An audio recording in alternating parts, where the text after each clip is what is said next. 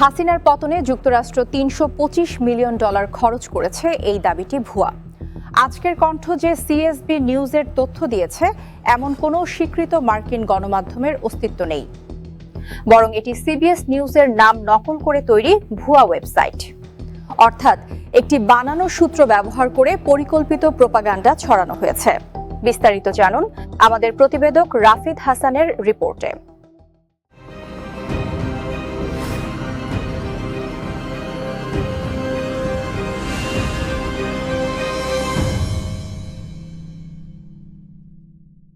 সম্প্রতি Awami লীগপন্থী Facebook page দৈনিক আজকের কণ্ঠ খবরটি জোরালোভাবে প্রচার করছে। দাবির পক্ষে তারা একটি মার্কিন সংবাদ মাধ্যম সিএসবি নিউজের রেফারেন্স দিয়েছে। তবে ফ্যাক্ট চেকিংয়ের পর দেখা গেছে খবরের পেছনের সত্যটি সম্পূর্ণ ভিন্ন। এটি কোনো আন্তর্জাতিক সংবাদ নয়, বরং একটি সুপরিকল্পিত ডিজিটাল জালিয়াতি।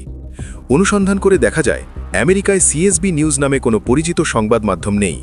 আমেরিকার বিখ্যাত সংবাদ মাধ্যম হল সিবিএস নিউজ, যেখানে বাংলাদেশ নিয়ে এমন কোনো প্রতিবেদনই ছাপা হয়নি।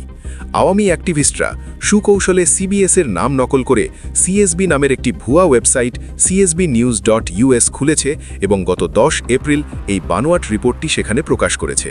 আর সেখান থেকেই আওয়ামীপন্থী পেজ আজকের কণ্ঠ এই ভুয়া খবর প্রচার করছে।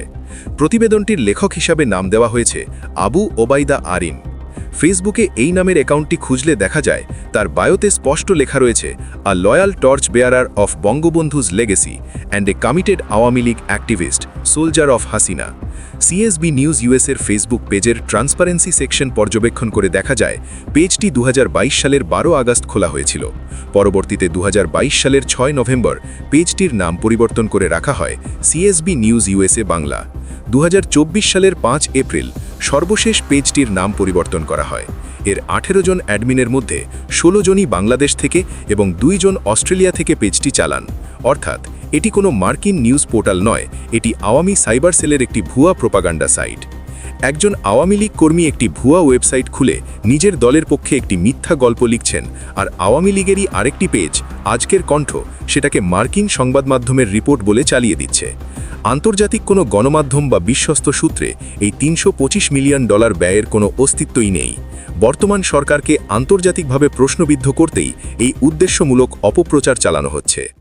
একটি ভুল তথ্য সমগ্র সমাজকে বিভ্রান্ত করতে পারে, তাই তথ্য যাচাই করুন, গুজব থেকে সতর্ক থাকুন।